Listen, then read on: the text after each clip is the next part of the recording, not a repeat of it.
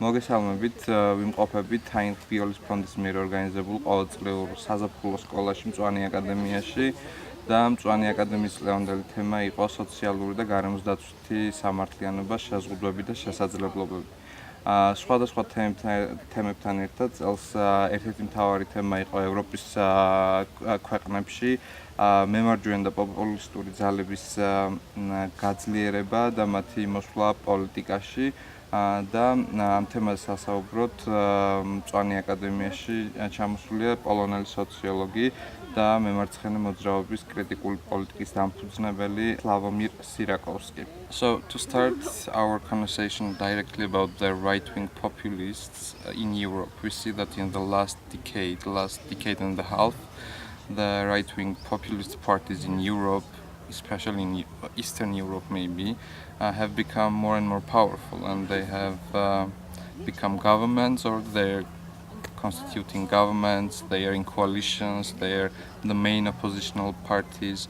Can we say that in these countries liberal democracy has been defeated finally?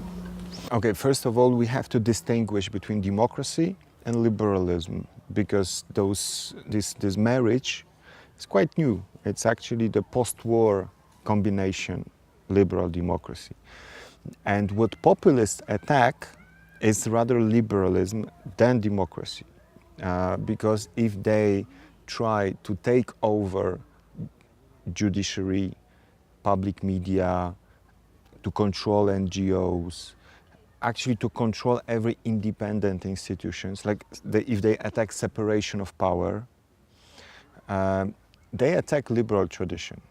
It is part of the liberal tradition of all those institutions that are limiting the majority. Democracy is an old tradition, but actually it's more about it's more about who rules and the democratic process. Populists, they don't attack yet the democratic process of election, and also they can win election. And usually they do it democratically. Kaczynski won democratically. Orban won democratically. Trump won also democratically. So democracy is not a problem for them. For them, problem is everything that is independent from them. They even, and this is very interesting, they are using democratic arguments attacking liberal democracy. If you don't like what we do, you don't like democracy. Of course, you have these two different definitions of democracy that are struggling. One is liberal definition, that it's saying majority rules, but respects minority and is limited, okay? And the other definition is sovereign-oriented. People who won election, they do whatever they want, okay? So these two definitions are, so populists are trying to convince people that if they were elected, they have free right to do whatever they want. I can't say that liberal democracy is over, but it has a big problem. And of course, if liberalism will be defeated, democracy sooner or later will be defeated as well. We will see the scenario that you have just talked about. What might come after that? What might be the result of the defeat of the first liberalism and then the democracy? We have many examples, of course. We have Russian example, we have Turkish example. And we have Chinese example. So first of all, we know that capitalism is possible without democracy. Before, we used to think capitalism and democracy are like twin brothers. If we're not going to be democratic country, our capitalism will not work. If we're not going to be capitalist country, our democracy will not work. China showed that it is possible to be a capitalist state. Of course, it's a communist party, but it's more capitalist than any other capitalist country now. And not necessarily you can have free election and you can have flourishing capitalism. Russia showed that you don't necessarily need to have free election, although Putin will win free election. So you can even say that the fact that they are rigging this election, they are falsifying this election, you can even think that they are doing it to show how Putin is powerful. He rigs election to show that no one can do with this anything. Also the West, okay? But coming back to your question, of course, so you don't need to create totalitarian system. You don't need to kill people. You don't even need to put them into the prison, like in Turkey. In Turkey, you have thousands of people in prison. And still you can control your country. You can control institutions. Some believe that the reason of the rise of the right-wing populism is how the neoliberal economy works and all the financial crisis and how the political elite in West works. But at the same time, we see that and not only poor people support to the right-wing populists, and also the middle class. For example, in Poland, you talk about in one of your articles that in Poland, middle class also supports right-wing political parties, and that's the same in Scandinavia, let's say, or in Netherlands. What can we identify as the source of this rise of the political right-wing parties? We know about it more and more. Through empirical research and also through theoretical research. And we are surprised because the typical explanation says neoliberal changes created pauperized class of people, and those people are angry, and the angry people are voting for populists. This is what we thought that it works. And now we see that not angry people only vote for populists, but many other people. So what we know now, also talking to the people who are voting for populists, who are supporting them, interviewing them, observing the behavior of voters and how they explain their choices, we think, we researchers, political analysts, that what people were tired of, what people were fed up with, was this anti-political way of dealing with democracy. Like, you know, elites had their own vision of European integration. Elites had their own vision of how economy should work. Elites had their own vision how we should deal with refugees. You know, the leaders were seeing one another in Brussels, and in Brussels they decided that we should allocate refugees here and there, we should do this way or another. And the same with any other big problems like financial crisis, etc. So people felt that they have no influence, okay? That like the politics is over. You can change parties, but you cannot change politics, okay? You can change politicians, but politics will be the same. So they are fed up with the mainstream parties, not because the mainstream parties are organizing the neoliberal paranoia, but because they excluded the sovereign, they excluded the voters. And populism is a kind of an excess, is a kind of a revenge against elites, is a kind of a exaggeration, okay? It's like coming back of politics in the in the excessive way, okay? It's like too much politics, because we had not enough politics. We had this anti-political, technocratic version of democracy. Also in post-communist countries, that transition was even more technocratic, okay? It was about highways, stadiums, roads, not really about any other problems. No, the problems were not discussed with the people. So this is more or less why people support Orban, why people support Kaczynski. Also because they are radical. Radicalism, we thought, that will rather scare people. And now it's the opposite. People like radical politicians and they are credible to people because finally there are politicians that do something that they say, they said they will do. Before, politicians are winning elections, they're promising a lot, but then they were explaining, listen, this is not really possible, we have to deal with this in a very compromised way, etc., etc. And now you have Kaczynski, and Kaczynski says, we have money for everything.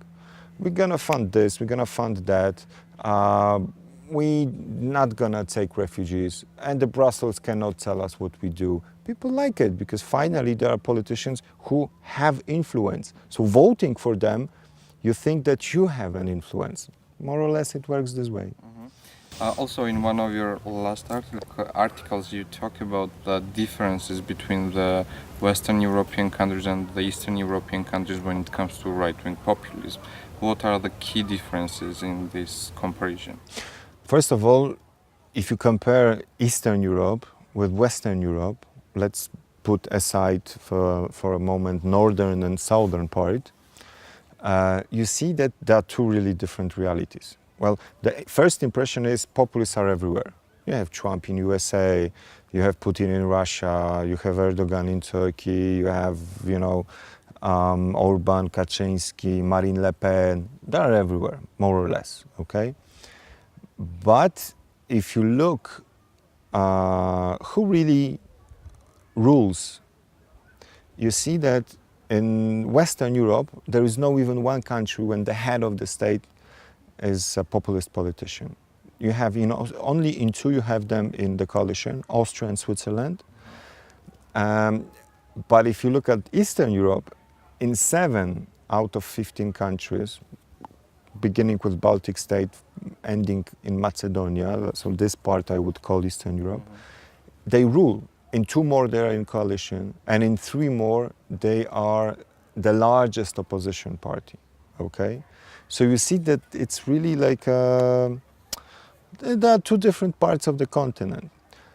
So what's the difference? The difference is, of course, the lack of strong liberal tradition.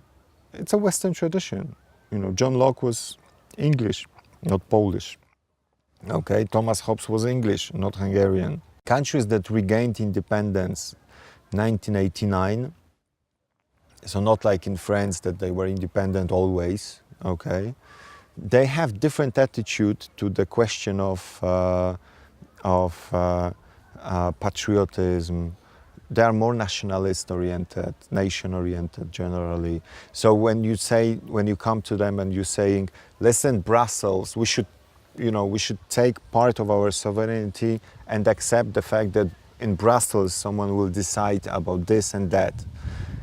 They don't want anyone to decide, okay? Before it was Soviet Union, now Brussels. It's a false argument, but it's not easy to convince people that it's a false argument, okay? If we think about the actual politics, like the party politics or the institutional politics, we see that in the post-social or ex-socialist countries, the left parties have been very weakly represented or not even represented in the party politics for quite a long time. Do you assume that these conditions has kind of created the rich soil for the birth and the rise of the right-wing populism? Of course. The lack of the left in Eastern Europe is a very significant factor. Look, if you don't have a left, your political scene immediately is organized in a non-liberal way. Why? Because if you have left and right, both, no matter who will rule, no one will attack liberal democracy. If your political scene is organized in a way that you have open society party and closed society party, only one side accepts liberal democracy, okay? So because the conflict is black and white. The conflict is like 0 or 1, okay? And both sides treat another as an enemy of the country, not as an opponent in the political fight. So Kaczynski thinks that the opposition should be illegal because those people are different poles. They are not real poles, okay? And for me, Kaczynski is an enemy of my state, is an enemy of liberal democracy, okay? So we both treat each other as like non-poles. But in general, how the ex-Soviet or ex-socialist countries can overcome this traumatic experience with the socialism and the left ideas because of the USSR? Well, it takes time, first of all. The problem with this experience was that it worked, like it made our capitalist reforms, it radicalized it. So like because we had communism, now we had to be 200% capitalist, okay? So it, for example, the public institutions were not invested enough, like kindergartens, infrastructure for mothers and like this parental infrastructure, all those things were perceived as the relic of communism. Okay, so welfare state was perceived as something that we shouldn't care about, okay? And welfare state and liberal democracy are two important, you know, they support each other, okay? Because if people will not feel that they are somehow, that the state is supportive, they will not be supportive for this kind of state, all right? So in Eastern Europe, unfortunately, liberal democracy did not go hand in hand with the just economy, let's put it this way. To speak a little bit about these counter strategies and about the way out from this difficult situation when it comes to right-wing populists, like for example, Nancy Fraser says that there we have these progressive neoliberalists and then we have these reactionary populists, and the answer on this should be, like on this difficult situation, should be the populist left. We need populist left. Like, yes, Chantal Mouffe also says this. Yeah. Well, like progressive populism. Do you think that the way from this difficult situation might be the left-wing populism, the answer on the right-wing populism? Very often, if you talk to them and you ask, okay, but what means actually what do you mean by the left-wing populism? Then, I mean, Bernie Sanders, they might say. Well, okay, then actually Bernie Sanders, if you call Bernie Sanders populist and you call Kaczynski populist, like what they have really in common? Whenever I talk to Chantal Mouffe and I'm asking, like, okay, I understand that you would like to have left-wing populism, but what really populistic will be in it? Then sooner or later it appears that what she wants is just actually quite mainstream social democracy, in a sense that what was social democracy was a rather third way, was like more neoliberal social democracy, and she wants to de-neoliberalize social democracy. But I don't see anything, I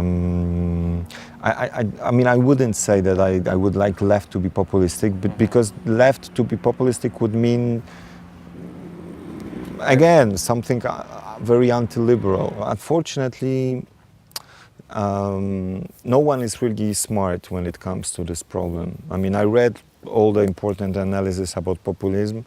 Very smart people. They are very good in criticizing populism, in talking about sources or the reasons why we have populism. No one wrote nothing really interesting or like nothing really convincing how to overcome this problem. Thank you so much. I'm sorry for this pessimistic, but still, like, you know, it's the question is open, so I invite everybody to deal with this. Thank you so much. Thank you very much.